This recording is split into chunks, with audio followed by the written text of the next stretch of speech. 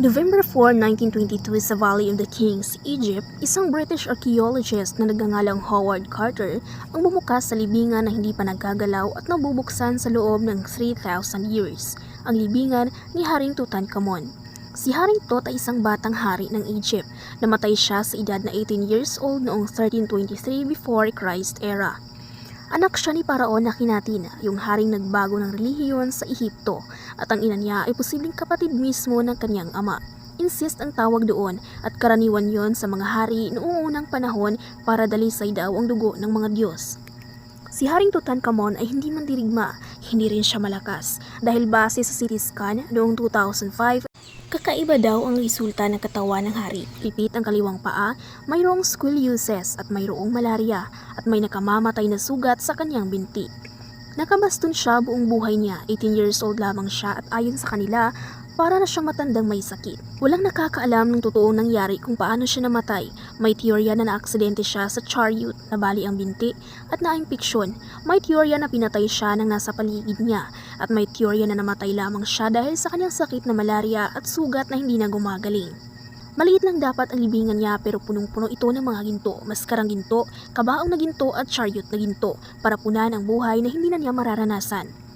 Pero may isang bagay na mas mahalaga pa kaysa ginto, isang bagay na hindi nila dapat ginagalaw. Si Howard Carter at ang financier niya na si Lord Carnarvon ang gumulo. 5 taon silang naghukay, sila ang unang tumapak doon sa loob ng 3,000 years. Nakita nila ang nakasaradong pinto na may tatak ng hari. Gumawa sila ng maliit na butas at tinapat doon ang kandila. Tinanong ni Carter kung nakakita ba ng kahit ano ang kanyang kasama at sumagot naman ito ng oo, mga kahangahangang bagay. Bago pa nila tuluyang buksan ay humingi ng tawad ang mga Egyptian worker. Umalis sila dahil ayaw nila magpatuloy dahil nakita nila ang nakasulat sa pader.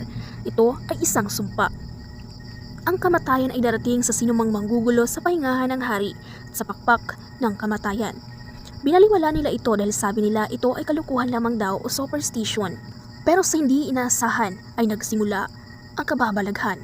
April 5, 1923, 5 buwan lang matapos buksan ang libingan, si Lord Carnarvon ay namatay sa impeksyon. Kinagat lamang ng lamok sa pisngi pero bago siya namatay, naputol ang kuryente sa buong Cairo. Sa eksaktong oras naman na iyon, namatay din ang paborito niyang aso sa England. Umuungol daw ito tapos tumatahimik at hindi na nagigising. Hindi pa doon natapos, si Arthur Mays naman, assistant ni Carter, ay nahanap na patay sa kama niya noong 1928 at sabi ng doktor parang takot na takot ito hanggang sa mamatay. Si Archibald Douglas Reed na nag-x-ray naman sa mami ay namatay noong 1924, walang sakit at biglaan lamang. Sa kabuuan, mahigit 20 taong, mga archaeologist, mga scientist, mga bantay at kung sino man ang may mga kinalaman sa pagbubukas ng libingan ni Haring Tutankhamun ay namatay ng sunod-sunod. Early 2000 ay ginalaw nila ulit ang libingan ni Haring Tutankhamun. Binuhat siya para sa World Tour noong 2005 at sinisitiskan siya ng mga scientist at nangyari ulit ang nangyari noon. Nagkasakit ang ilang staff, kakaibang lagnat naman na hindi mahanap ang sanhi. Isa sa kanila ay namatay din sa aksidente 1 linggo lamang matapos hawakan ang mami ni Haring Tut. Mayroong nagsabi na sumpa ito ng mga Diyos sa Egypt. Mayroong ding nagsabi na ito ay isang babala na 3,000 years na naghihintay at may nagsasabi naman na ito ay science lamang. 3,000 years na kasi ang amag, isang nakamamatay na fungus na natutulog sa loob ng libingan at kapag ginising ng tao, siya ay mamamatay. Pero si Howard Carter mismo ang pinakaunang taong pumasok, pero bakit nabubuhay pa rin siya ng 17 years at namatay siya ng natural?